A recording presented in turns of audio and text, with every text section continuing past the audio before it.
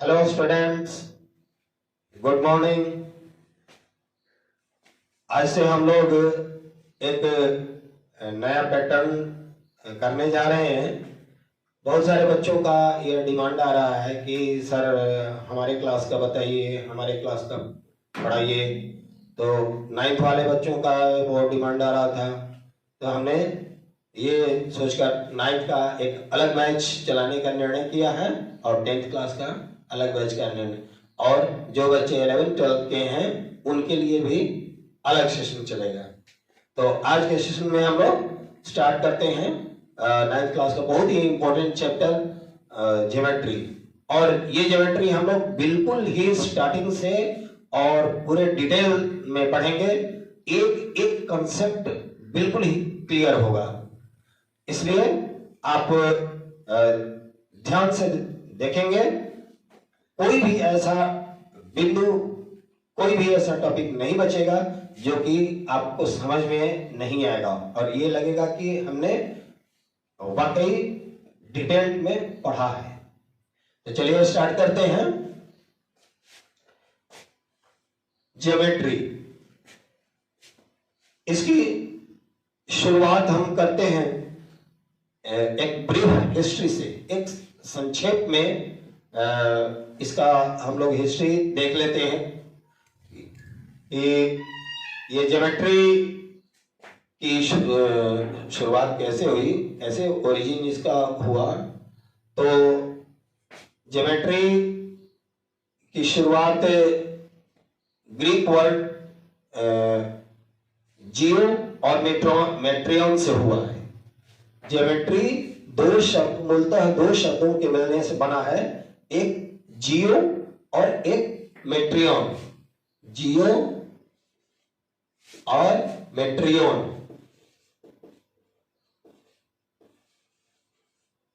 मेट्रियन, तो जियो का अर्थ है अर्थ, पृथ्वी, ये लैंड, भूमि, और मेट्रियन का अर्थ है मेजरमेंट, यानी कि भूमि के मेजरमेंट से ज्योमेट्री की शुरुआत हुई।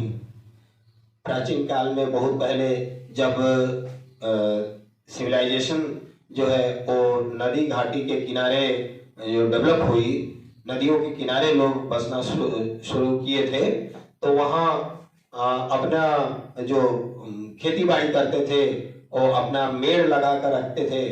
तो वो बाढ़ के आने से वो मेड़ बह जाता था, तो वो जो प्रॉपर उनकी पहचान करने के लिए, अपने लैंड की पहचान करने के लिए जो मेड़ लगाते थे, वो वहां से भी उनको मेजरमेंट की जरूरत पड़ती थी। और जब फ्लड आता, बाढ़ आती थी, उसमें वो सारा उनका जो निशान था वो मिट जाता था, फिर से उनको निशान लगाने की जरूरत पड़ती थी। तो वहां मेजरमेंट की आवश्यकता पड़ी और वहां से धीरे धीरे ये टर्म आज के इस डेवलप ज्योमेट्री के रूप में कन्वर्ट होते चला गया। उस समय से इस समय में बहुत का सफर तय हुआ है और बहुत चेंजिंग हुआ है।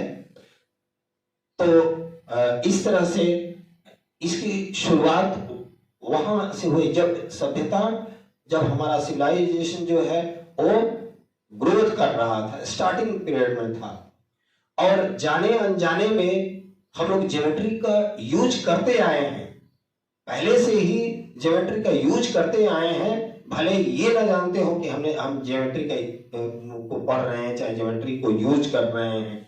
हाँ, लेकिन ज्योमेट्री का उपयोग अपने डे टू डे लाइफ में बहुत पहले से होते आ रहा है। जिस समय हमारे देश में जो वैदिक सभ्यता थी, वैदिक युग में जब हमारे ऋषि महर्षि लोग जो जंगलों में यज्ञ हवन किया करते थे, देखने को मिलता है कि उस समय वो हवन जो वो अपने अल्टर जो बनाते थे, जो वेदी बनाते थे पूजा के लिए, वेदी जो बनाते थे वो एक किसी खास शेप में बनाते थे, तो वहां ज्योमेट्री का यूज किया करते थे। जैसे कि जो उनके घरेलू अनुष्ठान हुआ करते थे, जो घरेलू अनुष्ठान को, हाउस होल्ड रिचुअल को करने के लिए वो बनाते थे स्क्वायर वर्गाकार या गोलाकार, सर्कुलर, दो तरह का रिचुअल बनाते थे, एक वर्गाकार या सर्कुलर, स्क्वायर या सर्कुलर, दो तरह का यूज करते थे तो घरेलू अनुष्ठान करने के लिए।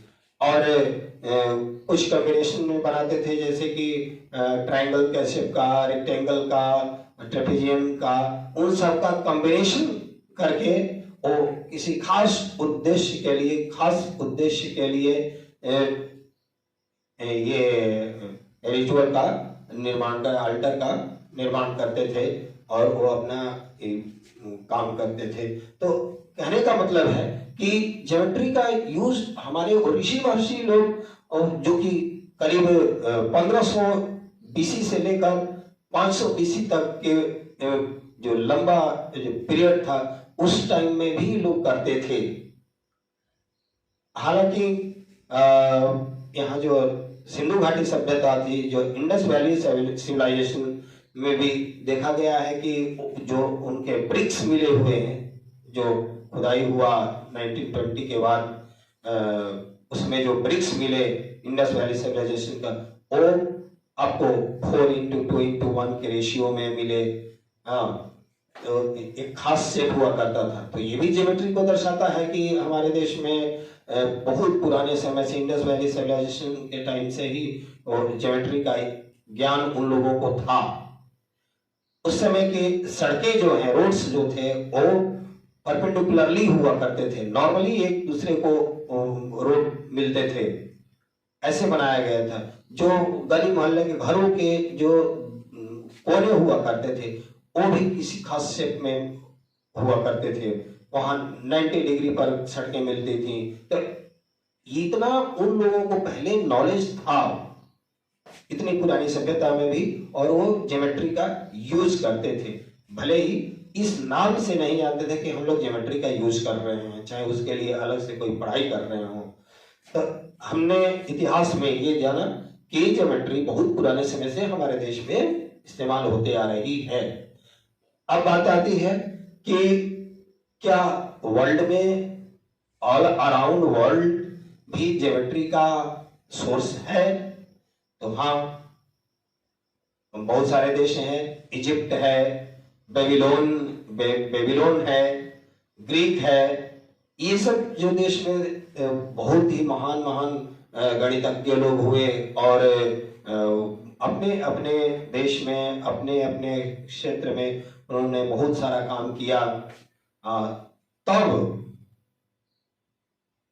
गणित के बारे में, मैथमेटिक्स के बारे में कुछ भी लिखना या पढ़ना जनरली लोग रिलीजन के अगेंस्ट मानते थे कि ये जो है वो नास्तिक है, इसको रिलीजन का ये विरोध कर रहा है, क्योंकि मैथ जो होते हैं वो फैक्ट पर बेस्ड होते हैं, और फैक्ट्स जो होते हैं वो किसी भी पुरानी मान्यता का वो विरोध करता है।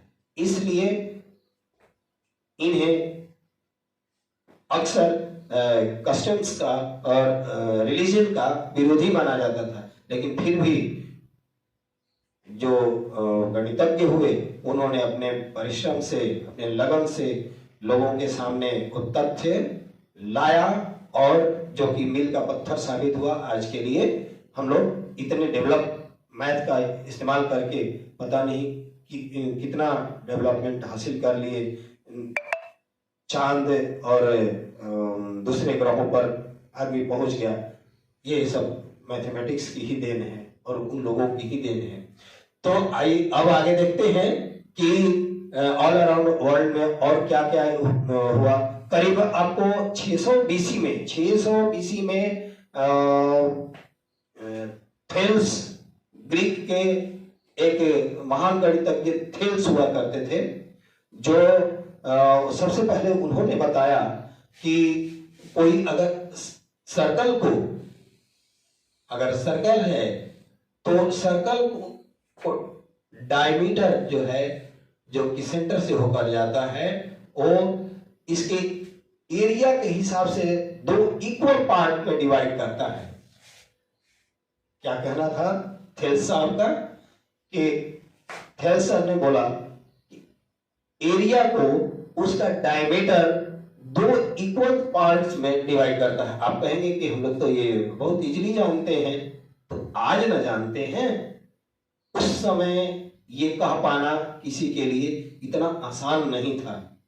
ये सबसे पहले खोज करके थेल्स साहब ने ही बताया था कि किसी एरिया सर्कल के एरिया को उसके डायमीटर के थ्रू 2 इक्वल पार्ट में डिवाइड किया जा सकता है। उसके बाद उनके ही एक स्टूडेंट हुए आपको पाइथागोरस, जिन्होंने राइट ट्रायंगल के साइड्स के बीच के रिलेशन को बताया था। आप लोग पढ़े होंगे कि थेल्स थ्योरम क्या बोलता है कि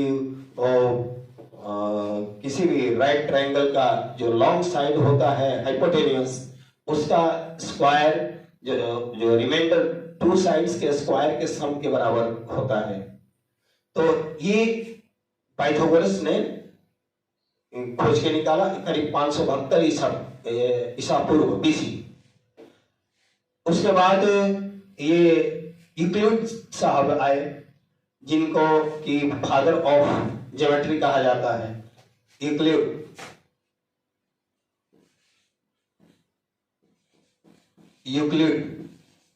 यूक्लिड साहब लगभग 300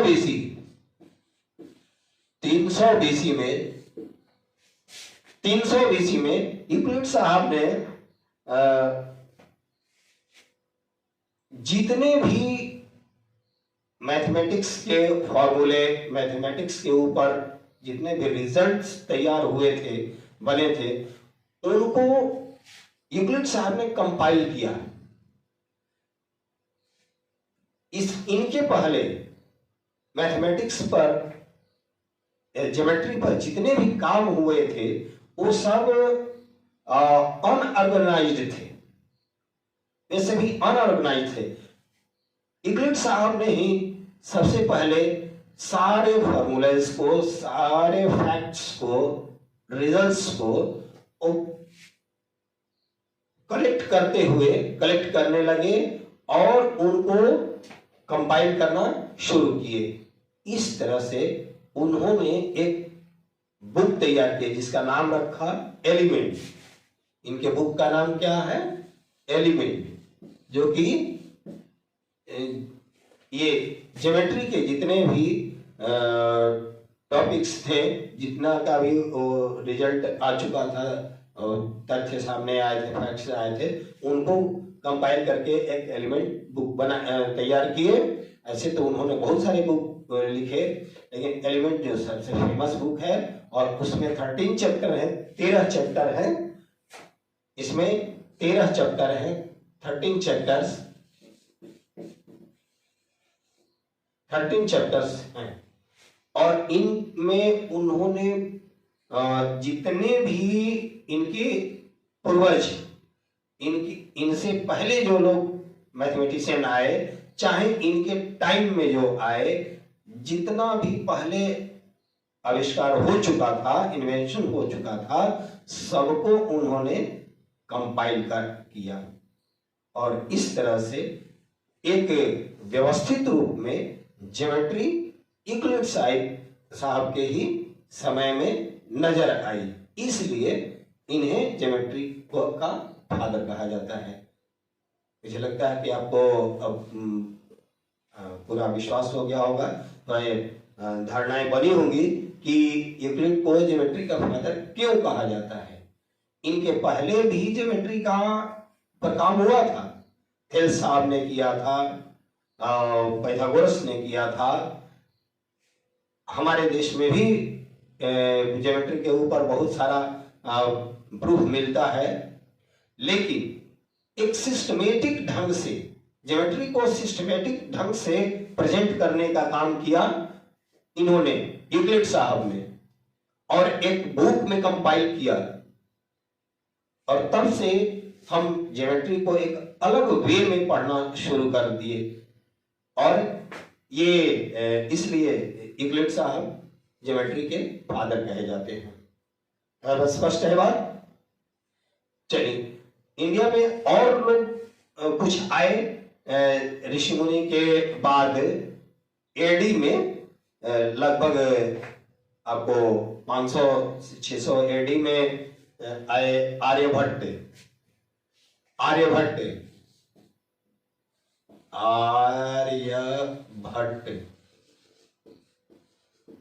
आर्यभट्ट आए।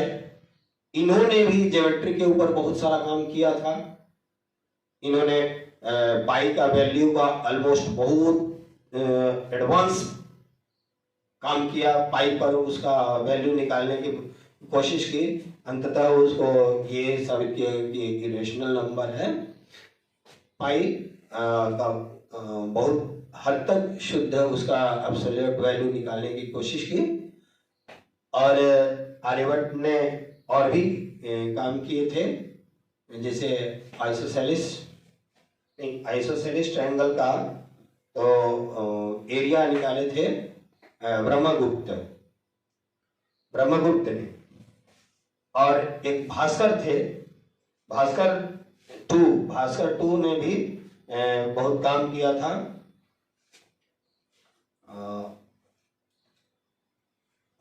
तो इस तरह से हमारे इंडिया में भी बहुत सारे लोगों ने काम किया। ब्रह्ममिहिर भी एक थे, जो उन्होंने भी मैथ्स पर बहुत सारा काम किया।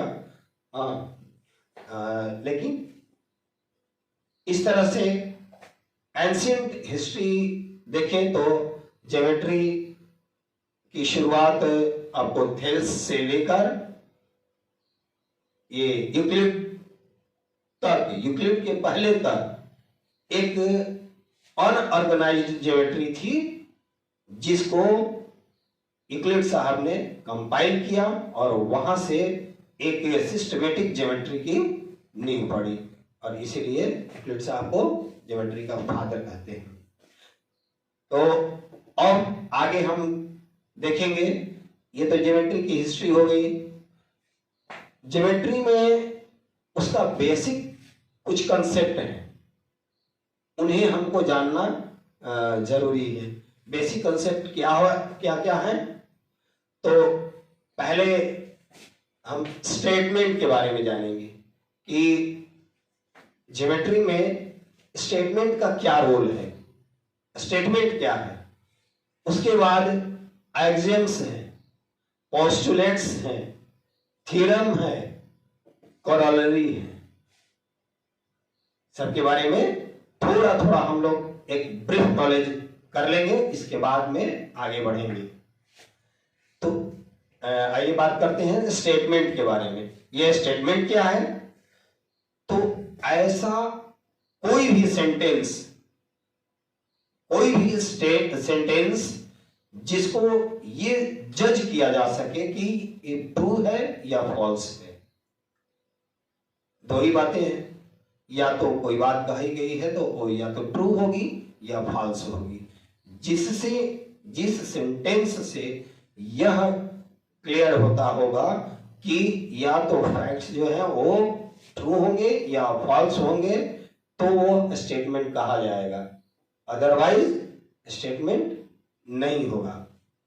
थोड़े एग्जाम्पल के लिए हम समझते हैं कि अगर ऐसे लिख दिया जाए कि x plus 10 is greater than 15, इस स्टेटमेंट पर विचार करेंगे। ये क्या स्टेटमेंट है, हम इस पर विचार करेंगे। ये कहेंगे कि ये स्टेटमेंट नहीं है। अगर x plus 10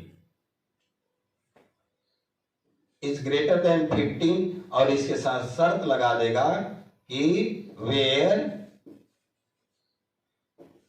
x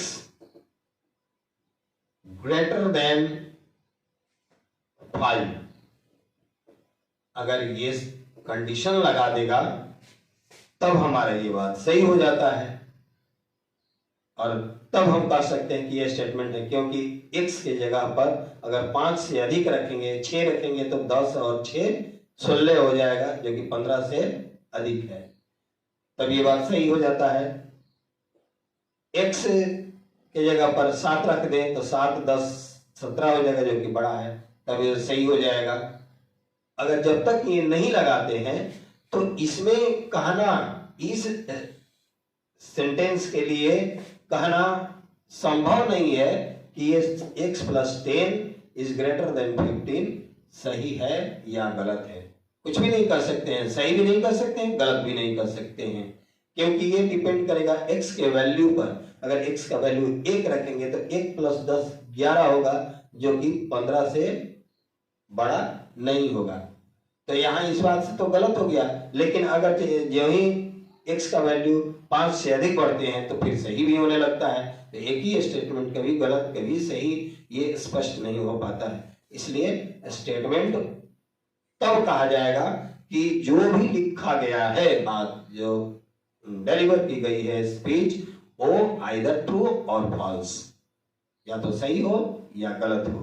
दूध उजला होता है तो ये सही बात है, हाथी के 4 दांत होते हैं ये गलत बात है, तो फॉल्स है, तो भी ये स्टेटमेंट है।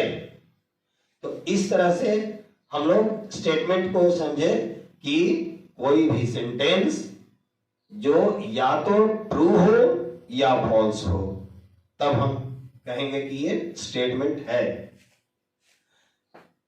Second one, axioms. एक्सियम्स क्या है? कुछ ऐसे फैक्ट्स हैं जो जिनको प्रूफ की आवश्यकता नहीं होती है, अलग से कोई उनको साबित नहीं किया जा सकता है, साबित करने की जरूरत नहीं है, वो अपने आप में सही है, इसमें कोई संदेह नहीं। उन्हें ऐसे फैक्ट्स को एक्सियम्स कहते हैं। जैसे हम ये कहें कि मान लीजिए कि A बराबर है B और A बराबर है C, तब इन दोनों को मिला के हम ये कह सकते हैं कि B बराबर C होगा। ये बात एक्सियम है। हमको कहें कि ये कोई भी होल, मान ये होल्स, ये सर्कल है और एक सर्कल इसका पार्ट बना लेते हैं।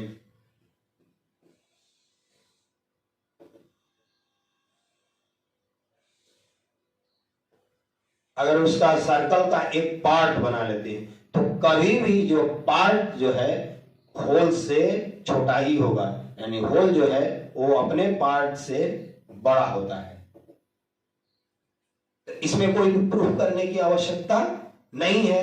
तो इस तरह का कोई भी जो तथ्य है जिसे कि अलग से साबित करने की जरूरत नहीं पड़े, अपने आप में वो स्वयं सिद्ध हो, तो उसको कहते हैं एक्सियम्स।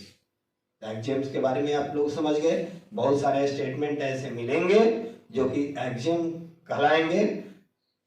आपको इसमें पढ़ना है मुख्य रूप से 7, ऐसे तो 23 एक्सियम हैं।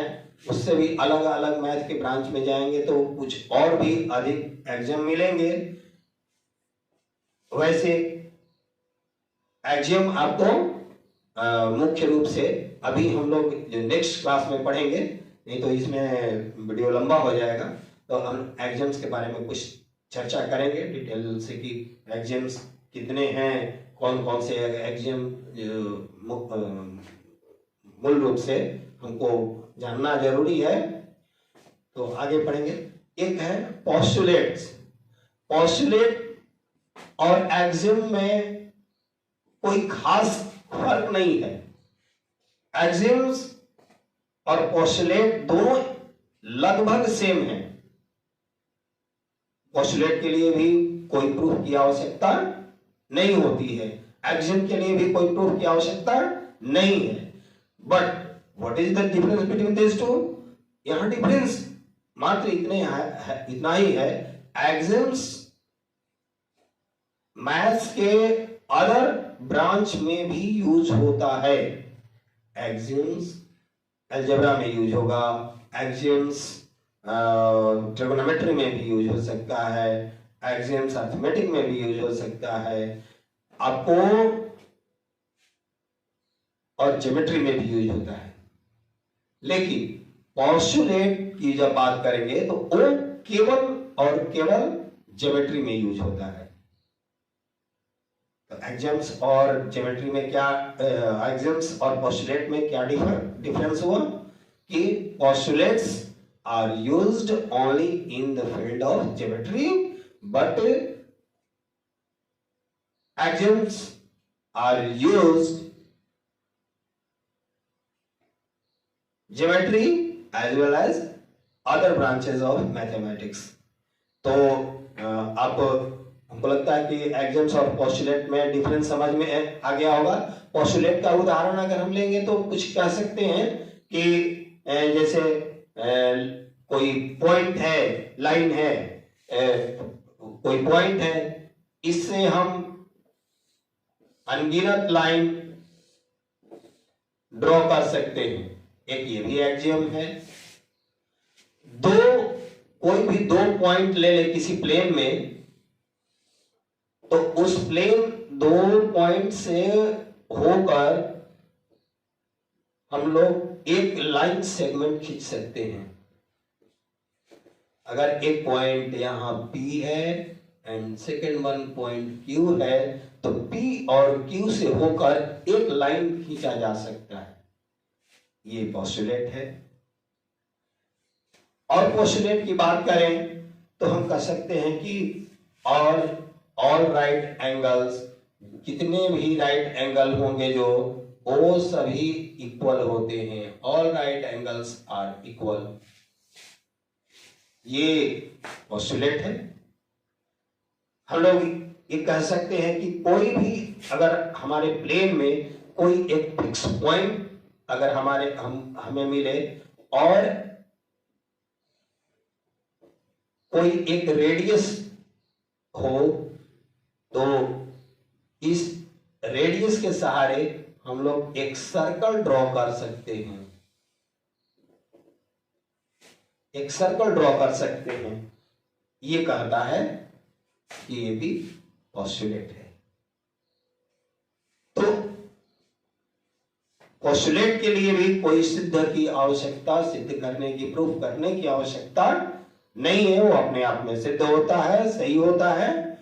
हाँ, अंतर केवल इतना है एक्सियम्स और पोस्टुलेट में कि एक्सियम्स मैथ्स के सभी फील्ड में यूटिलाइज होता है, उसका यूज होता है, जबकि पोस्टुलेट केवल ज्योमेट्री में होता है। तो इस तरह हम लोगों ने देखा कि स्टेटमेंट क्या है, एक्सियम क्या है, पोस्टुलेट क्या है। अब बात आती है थ्योरम की। थ्योरम क्या है? तो थ्योरम ऐसे स्टेटमेंट हैं जिन्हें एक्सियम्स या पोस्टुलेट की हेल्प से प्रूव किया जा सकता है। थ्योरम और पोस्टुलेट में अंतर क्या हुआ? पोस्टुलेट को प्रूफ करने की आवश्यकता नहीं होती है, जबकि थ्योरम को हम लोग प्रूफ कर सकते हैं, उनको प्रूफ किया जाता है। जिन तथ्यों को, जिस स्टेटमेंट को प्रूफ किया जा सकता है, उन्हें हम थ्योरम कहते हैं। ठीक है? और कोरोलरी क्या है? कोरोलरीज है जैसे कि थ्योरम से एक थ्योरम हमने डील किया, डिस्क्राइब किया, उस थ्योरम में बहुत सारे, उस एक थ्योरम से अनेक फैक्ट्स निकल सकते हैं, अनेक रिजल्ट निकल सकते हैं।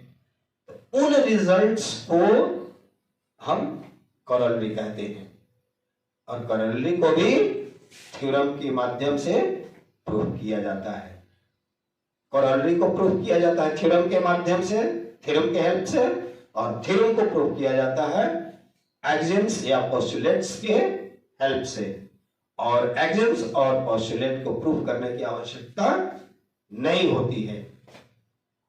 हमको लगता है कि अब आप अच्छे से समझ गए होंगे कि इन सब जो टर्म लिखे हुए हैं, बेसिक कंसेप्ट, इनके बारे में आपको अच्छे से समझ में आ गया होगा। पहला स्टेटमेंट था, दूसरा एक्सियम्स, तीसरा पोस्टुलेट्स, चौथा थ्योरम, और पांचवा कोरोलरी। कोरोलरी के बारे में हमने अभी बताया। कोरोलरी क्या होते हैं कि थ्योरम से निकले हुए फैक्ट्स, थ्योरम से निकले हुए रिजल्ट्स कोरोलरी कहलाते हैं, और इन्हें थ्योरम के माध्यम से, थ्योरम के हेल्प से ही प्रूव किया जाता है। तो ये स्पष्ट हो गया होगा। तो बच्चों, आज की वीडियो हम लोग यहीं कंक्लूड करते हैं, क्योंकि काफी लंबा हो जाएगा। इसमें इंट्रोडक्शन हम लोगों ने देखा कि ज्योमेट्री की शुरुआत कब से हुई, कहां से हुई, कैसे कैसे हमारे ऑल अराउंड वर्ल्ड में ज्योमेट्री यूज में आती रही, भले इसका नॉलेज हमें बहुत बाद में हुआ, और तब उसके बाद में कुछ बेसिक टर्म्स का को हम लोगों ने डिस्कस किया। अब नेक्स्ट सेशन में हम लोग पढ़ेंगे एक्सियम्स के बारे में कि कौन से 7 एक्सियम्स हैं और 5 पोस्टुलेट्स हैं, तो उन और उससे रिलेटेड दूसरे भी टर्म्स क्या हैं, उसको आगे हम पढ़ेंगे, और तब जाकर मैथमेटिक्स के आपका क्लास 9 का क्वेश्चन डिस्कस किया जाएगा। तब तक के लिए धन्यवाद। Keep watching. Thank you.